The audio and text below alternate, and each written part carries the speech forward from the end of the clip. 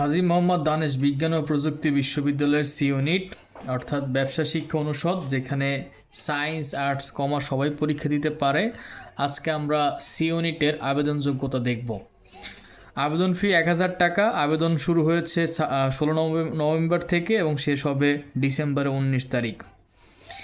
আবেদন যোগ্যতা SSC 22-23, HSC 24-25। এখানে মানবিক, ব্যবসা শিক্ষা, বিজ্ঞানের উভয়ের সাথে সবাই পরীক্ষা দিতে পারবে। সেখানে হচ্ছে এসএসসিতে 3 দশমিক ও এইচএসসি 3 দশমিক করে মোট 6 দশমিক নম্বর লাগবে। জিপিএ নম্বর হচ্ছে 25। এসএসসির আপনার প্রাপ্ত জিপিএকে 2 দিয়ে গুণ করলে আপনি আপনার এসএসসির প্রাপ্ত জিপিএ নাম্বার পেয়ে যাবেন, এবং এইচএসসির প্রাপ্ত জিপিএকে 3 দিয়ে গুণ করলে আপনার এইচএসসির প্রাপ্ত জিপিএ নম্বর পেয়ে যাবেন। পরীক্ষা পদ্ধতি ও সময়: পরীক্ষা হবে সম্পূর্ণ এমসিকিউতে, সময় হচ্ছে 1 ঘন্টা। কোনো শর্ত নেই, তবে ভুলের জন্য 0.25 নম্বর কাটা যাবে। আসন সংখ্যা আছে 140টি। এখানে ব্যবসা শিক্ষার জন্য বরাদ্দ হচ্ছে 84টি, মানবিক ও বিজ্ঞানের জন্য উভয়েরই হচ্ছে গিয়ে 56টি, অর্থাৎ এই 56টি মানবিক এবং বিজ্ঞান থেকে পাবে।